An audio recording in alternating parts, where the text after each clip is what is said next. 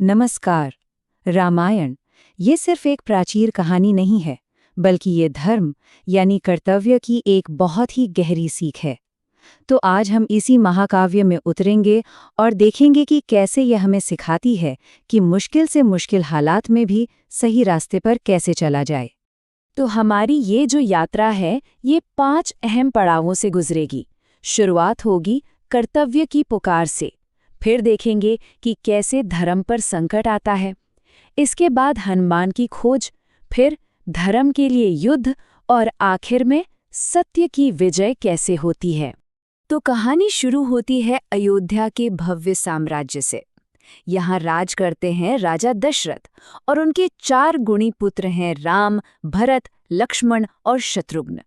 इन भाइयों के बीच का जो प्यार है और माता पिता के लिए जो सम्मान है, वही इस पूरी कहानी की नींव रखता है।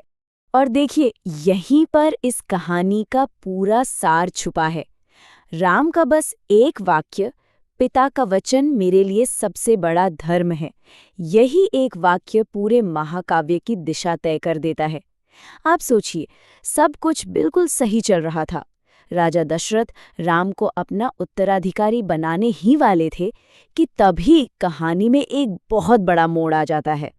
होता ये है कि अपनी दासी मंथरा के बहकावे में आके रानी कैकेयी राजा से अपने वो 2 वचन मांग लेती हैं जो पूरे राज्य को हिलाकर रख देते हैं। पहली मांग अपने बेटे भरत के लिए सिंहासन और दूसरी राम के लिए 14 साल का वनवास। और यहीं पर हमें राम के कर्तव्य की गहराई का अंदाजा होता है। वो बिना एक पल सोचे, बिना किसी सवाल के अपने पिता के वचन का मान रखने के लिए 14 साल का वनवास स्वीकार कर लेते हैं। और सिर्फ वही नहीं, उनकी पत्नी सीता और भाई लक्ष्मण भी अपना अपना धर्म निभाते हुए अपनी मर्जी से उनके साथ चल पड़ते हैं। तो अब कहानी पहुंचती है अपने दूसरे पड़ाव पर, धर्म पर संकट। जंगल में उनका जीवन शांति से गुजर रहा था, लेकिन ये शांति ज्यादा दिन टिकने वाली नहीं थी, क्योंकि अच्छाई पर अब बुराई का साया पड़ने वाला था। संघर्ष की चिंगारी भड़कती है रावण की बहन शूर्पणखा से। वो राम को पाना चाहती है, लेकिन जब राम मना कर देते हैं तो वो गुस्से में सीता पर हमला कर देती है। अब सीता की रक्षा करना लक्ष्मण का धर्म था, और इसी धर्म का पालन करते हुए वो शूर्पणखा को दंडित करते हैं। और बस यही एक घटना आने वाले महाविनाश की वजह बन जाती है। और ये घटना हमें कहानी के सबसे बड़े टकराव की तरफ ले जाती है। देखिए, एक तरफ है राम जो धर्म और कर्तव्य के लिए जी रहे हैं, और दूसरी तरफ है रावण जो पूरी तरह से अपने अहंकार और अपनी इच्छाओं के बस में है। और इसी अहंकार और बदले की आग में वो छल से सीता का अपहरण कर लेता है। यहाँ से कहानी का तीसरा और बहुत ही अहम हिस्सा शुरू होता है, हनुमान की खोज। सीता को ढूंढते ढूंढते राम और लक्ष्मण की मुलाकात वानर राजा सुग्रीव से होती है, और यहीं पर वो मिलते हैं हनुमान से, जो न सिर्फ राम के सबसे बड़े भक्त हैं, बल्कि इस पूरी खोज के महानायक भी बनने वाले हैं। हनुमान अब वो अकेले ही एक ऐसे मिशन पर निकलते हैं जो लगभग नामुमकिन था। अपनी जबरदस्त शक्ति और बुद्धि का इस्तेमाल करके वो रावण के गढ़ लंका तक पहुंचते हैं। जरा सोच कर देखिए, एक ही छलांग में वो पूरा का पूरा समुद्र पार कर जाते हैं।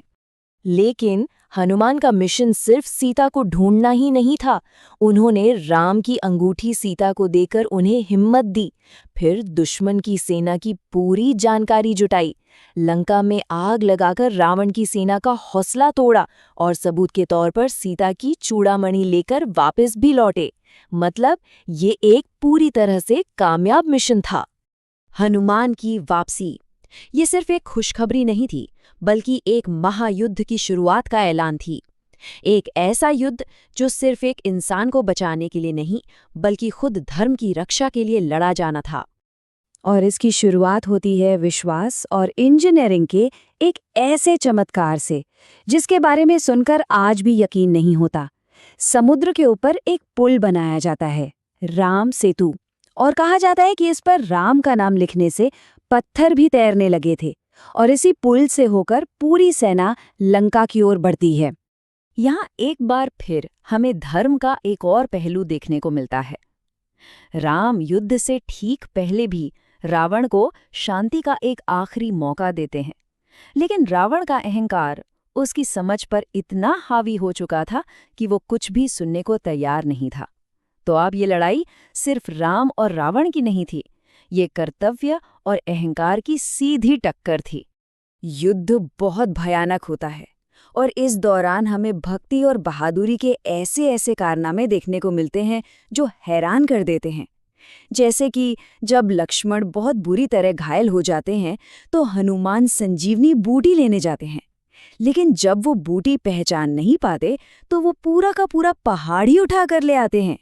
ये भक्ति की सबसे ऊंची मिसाल है। और अब हम पहुंचते हैं आखिरी पड़ाव पर, सत्य की विजय। राम और रावण का जो आखिरी युद्ध होता है वो सिर्फ दो राजाओं की लड़ाई नहीं थी, ये तो अच्छाई और बुराई की लड़ाई थी। बहुत ही भीषण युद्ध के बाद आखिरकार राम दिव्य ब्रह्मास्त्र का इस्तेमाल करके रावण को हरा देते हैं। और ये सिर्फ एक सेना की जीत नहीं थी, ये जीत थी धर्म की, ये जीत थी सत्य की। अब 14 साल का लंबा वनवास खत्म होता है। राम, सीता और लक्ष्मण वापस अयोध्या लौटते हैं और उनका स्वागत ऐसे जश्न के साथ होता है जिसकी गूंज आज तक सुनाई देती है। पूरा का पूरा शहर तेल के दियों की रोशनी से जगमगा उठता है। और जानते हैं, यही जश्न, यही उत्सव आज हम दिवाली के रूप में मनाते हैं।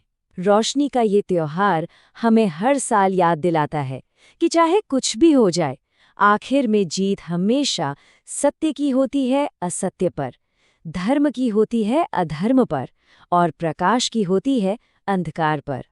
तो आखिर में एक सवाल बचता है, अगर कर्तव्य अंधेरे में एक रोशनी की तरह है, तो आज के दौर में ये हमारे लिए कौन सा रास्ता रोशन करता है? राम की कहानी शायद हमें यही याद दिलाती है कि चाहे हमें कितनी भी बड़ी कीमत क्यों न चुकानी पड़े, अपने धर्म, अपने कर्तव्य के रास्ते पर चलना ही सबसे बड़ा और सही मार्ग है। Thanks for watching. Please like and subscribe for more fun-filled videos.